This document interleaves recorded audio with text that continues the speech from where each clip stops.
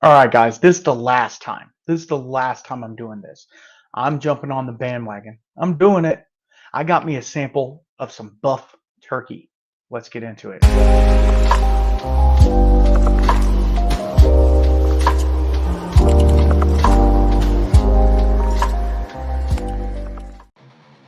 All right, before you say anything, don't stop.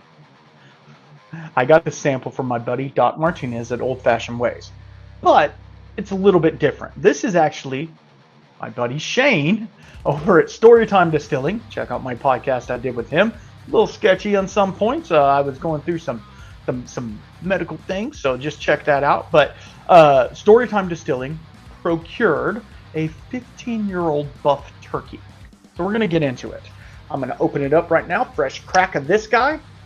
Doc is always very gracious with giving out samples, and I can't thank him enough for that. Now, this is 128 proof, 15-year-old buff turkey.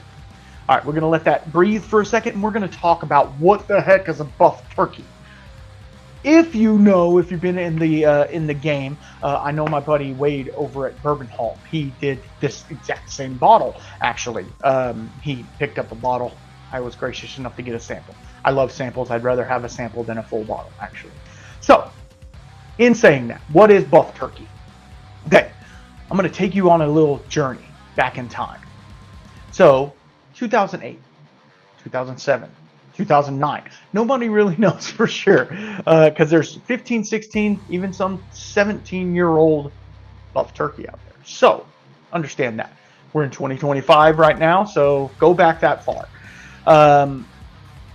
Wild Turkey, the big brand, was doubling down on distillation. And they were like, we don't have the means for some reason. I don't know why they were doubling down. 2008 was the market crash. Why are they doubling down on whiskey? There you go. Because they saw something in the future of whiskey. And they're like, we need to double down now because these people are going to want to drink here in a little bit once we get over this hump. That's just my thoughts. So they were doubling down. They could not meet the quota, making sure my mic is still on. They could not meet the quota of all the barrels that they needed to fill.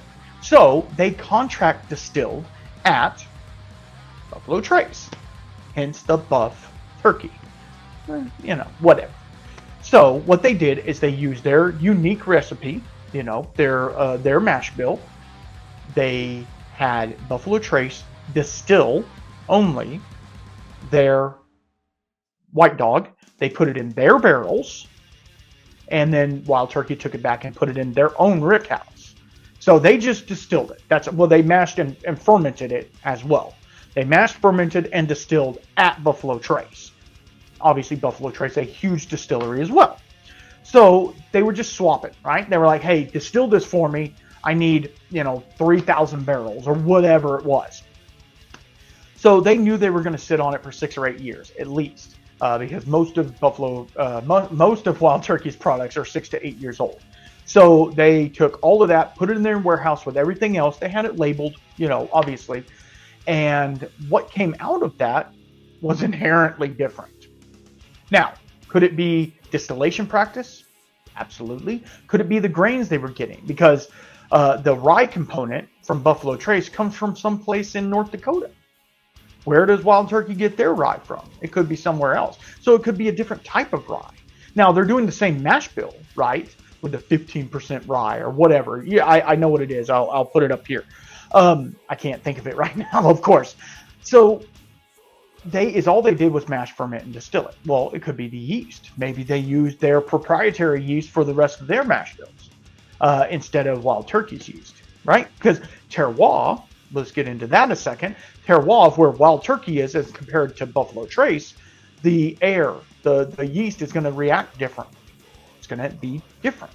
So, and also distillation practice. Whoever distills it could have put a little bit more heads or a little bit more tails in there, or been really narrow on their cuts. Who knows, right? They gave them good product. That's all they know. So it sat in the warehouse. They pulled it at 6, 8 years. They took samples of it, and they're like, this is nothing like the Wild Turkey we know and love. So they're like, crap, what do we do with it? So they sold it to barrel brokers. Now, if you don't know, there are people that are out there, they buy barrels of whiskey, multiple barrels, tens of barrels, thousands of barrels, and they warehouse them themselves. And then they sell them to other people, aka Storytime, or there's a number of other ones out there that they sell them to, and they take them, and that's how you're hearing all about this Buffturkey that is 14 to 16 years old, right? Because it is now coming mature and it's turning into something. So Buffturkey is Buffalo Trace Distilling Wild Turkey Juice. Okay, it's kind of cool, kind of weird. Why would they do it? I don't know. Is it any good? I know we're like 6 minutes in, and I'm just now getting to the whiskey. So the color on it, pretty dark, pretty dark. I do have Glencairns available if you want one. So is it going to taste like Buffalo Trace, or is it going to taste like Wild Turkey, or is it going to taste like a amalgamation of both of those?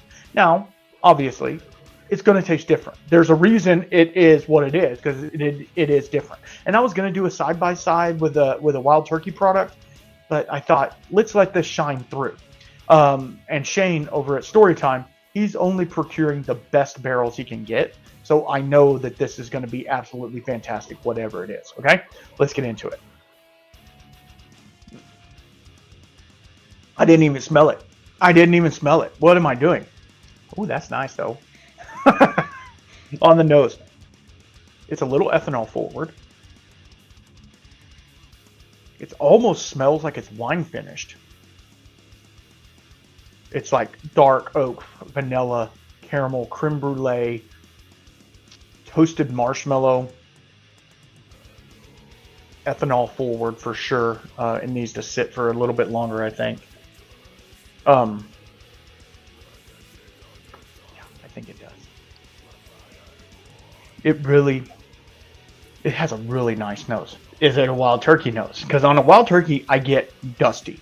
And this is, 15 years old, so it should be super dusty. I'm not really getting that dustiness. It's very leathery and oak tannin, like a wood burning kit almost. Let's get it on the taste. And we are going to rate this, just so you know.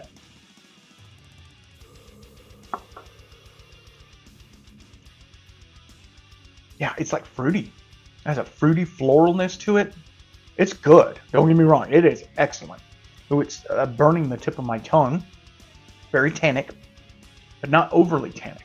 See, a lot of bourbons that I like are lighter in the tannin profile. This one is very tannic, but it's not overly done. It has a really nice balance of flavor. Would I think it was Wild Turkey? Maybe. In a blind, I don't know. It tastes very fruity. And Wild Turkey to me is more dusty corn sweetness, right? Corn sweetness with barrel candy, right? This is more fruity.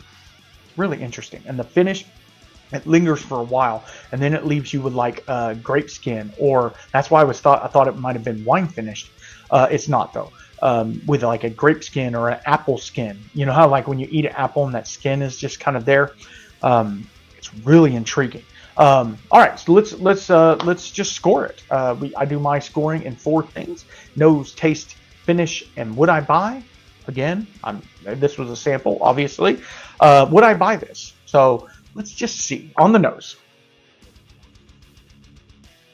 It is really nice. This is definitely a sipper. This is not a chugger. I would not mix this in a cocktail. Maybe, but not. I think it's fairly expensive, so I don't want to. Good whiskey. You can have whiskey any way you want it, right? You want it in a cocktail, I don't care. But the more expensive whiskey, you kind of, I don't know. I've done it. I've had, I made an old fashioned with Thomas H. Handy. So just understand that. Man, that is really nice. I'm going to give it a 9. It's really nice. All right, now pause for copyrighted music for my taste.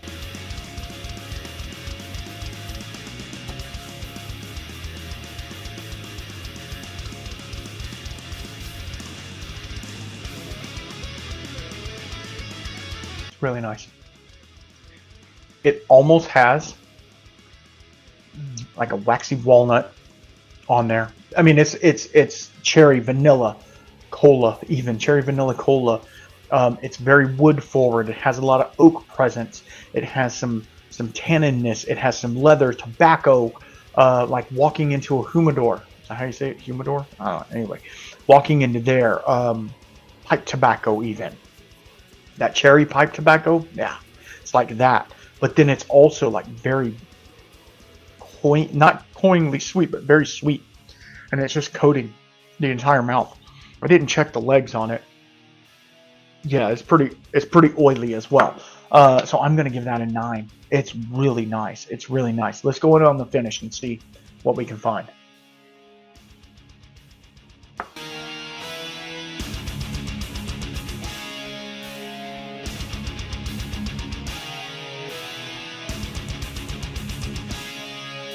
It's a medium to short, not short. It's not short. It's a medium finish. It's that it almost turns into like a caramel apple at the end, and then there's some maybe even bananas Foster type at the end, and then it's just oak. It's like candied oak, candied oak for a while, and then you get a little bit of the ethanol at the very end, which I didn't get a whole lot of ethanol. Maybe a little bit in the nose. I didn't get that throughout the whole thing. So on the finish, I'm going to give that a 8.5. Yeah. The finish is a little shorter than I would like, but hey, I can't knock it, right? So would I buy this? Absolutely. I feel like this is a great showpiece. I hate to say it like that, but this is a great showpiece. This is one of those whiskeys that you're like, hey, it has the greatest story, of a lot of whiskeys these days. It's really cool. It's one of those ones that you're like, hey, have you ever tried this? And they're like, no, I've never had that. It's really cool, and the age statement on it, really nice. I mean, 15-year-old bourbons, they don't come around very often, and if they do, they're very expensive, right? So just understanding that. So I'm going to give, the issue for me would be the price. Obviously, it's going to be rather expensive. So I'm going to give it an 8.5. Yeah, I'm going to give it an 8.5 just for the price, not for anything else, right? And it is fairly rare, obviously.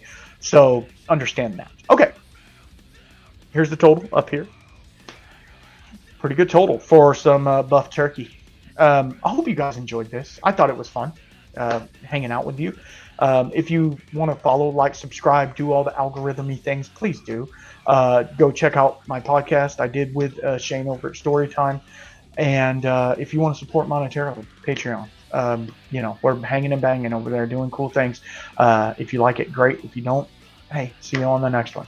All right, y'all be good and drink water. And until next time, keep your spirits up. Peace.